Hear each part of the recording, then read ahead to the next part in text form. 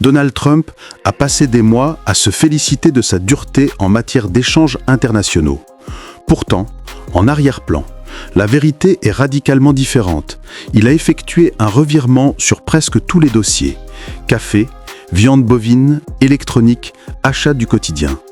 Les tarifs ont grimpé si brutalement que les électeurs et les marchés ont opposé une réaction immédiate. Sous cette pression, le président a été contraint de reculer. Il a d'abord abandonné les droits de douane de 50% appliqués au Brésil, avant d'effacer discrètement les taxes sur plus de 200 denrées alimentaires. Même son engagement d'instaurer une surtaxe de 100% sur les semi-conducteurs s'est dissipé lorsque les conséquences économiques sont devenues impossibles à ignorer. Ce cycle récurrent n'a pas échappé aux spécialistes. Les traders ont élaboré des stratégies entières fondées sur ce comportement, et les analystes lui ont attribué un nom, la théorie du taco. Cet acronyme provenant de l'anglais Trump always chickens out signifie littéralement que Trump finit toujours par se dégonfler. Le constat initial est limpide. Chaque fois que Donald Trump menace d'imposer de nouveaux tarifs douaniers massifs, les marchés réagissent instantanément. Les investisseurs se retirent, les entreprises alertent sur l'augmentation de leurs coûts et les consommateurs se préparent à voir la note du supermarché exploser. La pression grimpe en flèche et, presque systématiquement, Trump finit par abandonner ses propres menaces. En mai 2025, Robert Armstrong du Financial Times a officiellement consacré ce phénomène. Il a relevé à quel point les opérateurs financiers anticipaient ce schéma avec exactitude. Trump annonce une taxe spectaculaire, la bourse décroche, les prévisions de prix s'envolent, puis la Maison-Blanche opère silencieusement un rétropédalage. Certains fonds spéculatifs ont même mis au point une stratégie dédiée, le taco trade. Vendre lorsque Trump secoue les marchés, acheter dès que les cercles informés détectent un retrait imminent. L'idée s'est propagée vite, reprise par les experts et même mentionnée sur Wikipédia. Des journalistes ont alors fini par interroger Trump à ce sujet. Sa réponse sur la défensive n'a fait qu'ancrer encore davantage ce terme dans le débat politique. Pour illustrer cette instabilité qui recompose les marchés mondiaux, le Brésil représente l'exemple le plus saisissant. À l'origine, Washington ne considère pas ce pays comme un adversaire économique. Au contraire, les États-Unis affichent un excédent commercial avec Brasilia. Les firmes américaines y vendent bien davantage qu'elles n'y achètent. Les importations brésiliennes, café, viande bovine, jus d'orange, pièces aéronautiques, alimentent le quotidien des Américains, sans créer de tensions majeures. Pourtant, en 2025, la situation se renverse pour une raison strictement politique, totalement déconnectée du commerce extérieur. Jair Bolsonaro, ancien allié de Trump, se retrouve assiégé par la justice brésilienne pour sa tentative de renversement de l'élection de 2022. Alors que la Cour suprême fédérale limite ses déplacements, son fils Eduardo Bolsonaro se rend à Washington pour solliciter des soutiens. La réaction de Trump est brutale et typique. Il brandit l'arme tarifaire. Il impose un droit de douane de 50% sur les produits brésiliens, le niveau le plus élevé appliqué par les États-Unis à ce moment-là. Cette décision, dépourvue de toute logique économique, est uniquement motivée par un ressentiment politique. Les répercussions sont immédiates. Le Brésil fournissant près d'un tiers du café consommé aux États-Unis, les prix flambent dès l'application de la taxe. Les chaînes de café et les supermarchés répercutent aussitôt la hausse. Le marché du bœuf, déjà tendu par une offre réduite, voit ses tarifs bondir, tout comme ceux du jus d'orange et des métaux industriels. Chaque catégorie dépendant des importations brésiliennes devient plus coûteuse, aggravant l'inflation alimentaire sur des foyers déjà fragilisés. Face à l'urgence, le gouvernement du président Lula adopte une approche pragmatique. Il dépêche des délégations de crise regroupant fidèles de Bolsonaro et opposants historiques. Une démonstration d'unité rare pour persuader Washington de reculer. Pendant ce temps, des signaux d'un contre-coup politique apparaissent aux États-Unis. Les républicains enregistrent de mauvais résultats aux élections locales et les sondages montrent que les électeurs associent directement la cherté de la vie aux décisions tarifaires. Acculé, le gouvernement Trump commence à se retirer. Il suspend d'abord 10% des taxes sur les produits alimentaires, puis supprime rapidement les 40% restants. Le recul est total, la mesure étant même annulée rétroactivement. Trump a allumé la mèche, observé les électeurs suffoqués sous la fumée, puis s'est enfui. Une illustration parfaite de la théorie du taco. La promesse de Donald Trump d'instaurer une taxe de 100% sur les semi-conducteurs importés a déclenché un véritable choc à travers l'économie mondiale. Ces composants constituent le noyau vital de la société moderne. Ils contrôlent absolument tout: smartphones, ordinateurs, réfrigérateurs, automobiles, matériel médical et systèmes militaires. Même si les États-Unis produisent une part de ces puces, l'essentiel de la fabrication mondiale demeure concentré en Asie, en particulier en Chine. Lorsque le président a proclamé l'arrivée imminente de cette surtaxe colossale, l'ensemble du secteur technologique s'est immédiatement préparé à un scénario catastrophe. La situation s'est encore aggravée lorsque des fuites internes ont dévoilé les détails du projet. L'administration envisageait de taxer les produits finis en fonction du nombre de puces intégrées. Ainsi, un téléphone contenant 10 semi-conducteurs aurait pu subir une taxe 10 fois plus élevée qu'un modèle n'en comportant qu'un seul. Les organisations industrielles ont aussitôt qualifié cette idée d'inapplicable et de hautement risquée. La contre-réaction a été immédiate. Craignant un effondrement de leur chaîne logistique, les fabricants ont stoppé leurs commandes. Les distributeurs, de leur côté, anticipaient une envolée des prix de l'électronique juste avant la période cruciale des fêtes de fin d'année.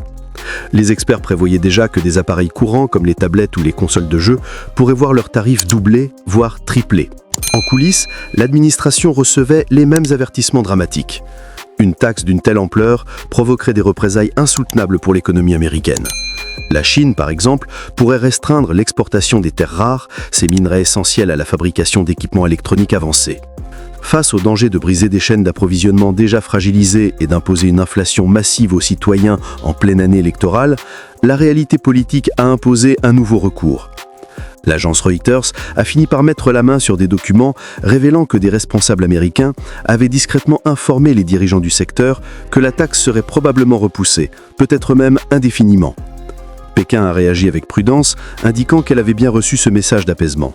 Officiellement, la Maison-Blanche a tout nié, qualifiant ces révélations de « fake news ». Mais pour les initiés, le demi-tour était déjà acté. La menace s'est dissipée, les marchés se sont calmés et les entreprises ont redémarré leurs expéditions. Encore une fois, la mécanique s'est répétée. Annonce tonitruante, panique généralisée, puis retrait en silence dès que le prix politique devient trop élevé.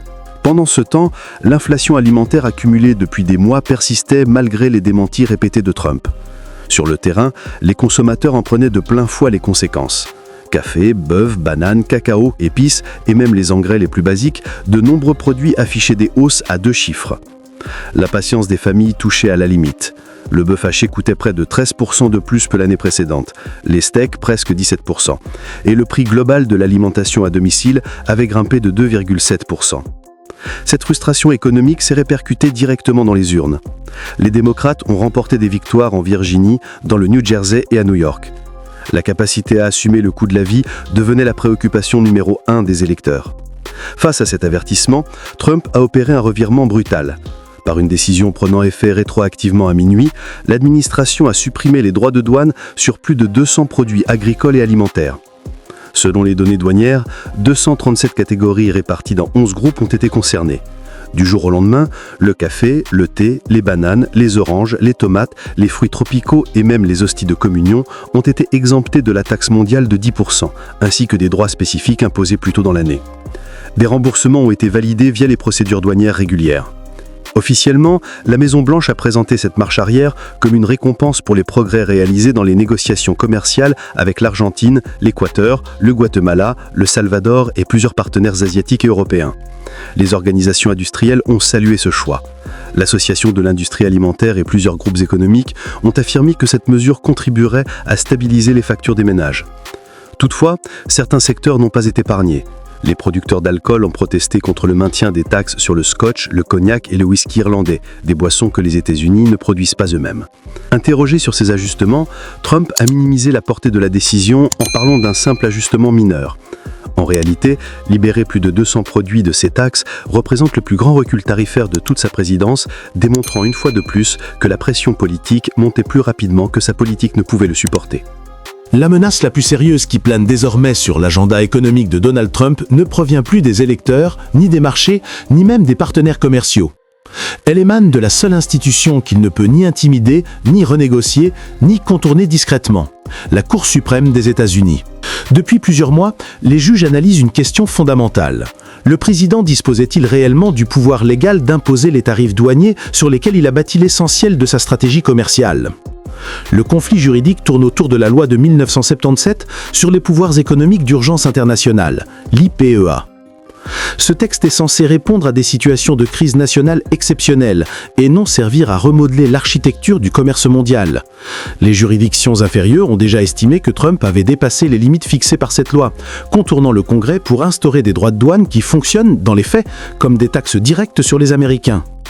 Les audiences, qui se sont achevées le 5 novembre, ont dévoilé un scepticisme évident. Même les juges conservateurs ont remis en question la prétention de l'administration à disposer d'un pouvoir tarifaire illimité.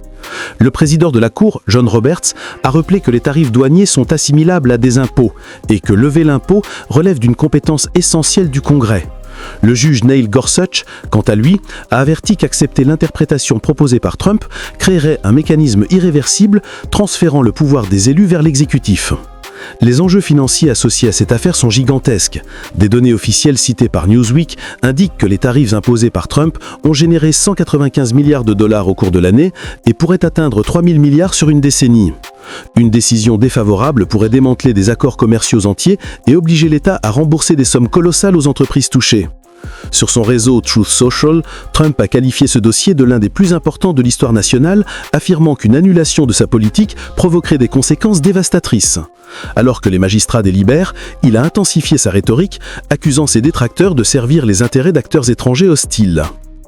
La Cour suprême pourrait rendre son verdict dès le mois de décembre. Pour la première fois, le cycle qui a défini la politique commerciale de Trump atteint un point critique, un moment où le recul n'est plus une manœuvre stratégique possible.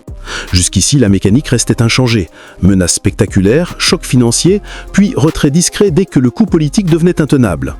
Cette fois, c'est la justice américaine qui pourrait trancher définitivement la question, supprimant la possibilité même de reculer. Reste une interrogation centrale. La Cour suprême va-t-elle priver le président de ses pouvoirs tarifaires ou trouvera-t-il une nouvelle manière de contourner l'obstacle une fois de plus ? Le débat reste entièrement ouvert. Et vous, qu'en pensez-vous ? Selon vous, la Cour suprême va-t-elle réellement limiter les pouvoirs tarifaires du président ou bien Trump trouvera-t-il encore une fois un moyen de contourner l'obstacle ? Dites-moi votre avis juste en dessous. Votre point de vue m'intéresse vraiment et enrichit toujours le débat dans les commentaires. Merci infiniment pour votre attention et pour votre fidélité à la chaîne. Si ce n'est pas encore fait, n'oubliez pas de vous abonner, d'activer la cloche pour ne rien rater et de laisser un petit like si la vidéo vous a plu.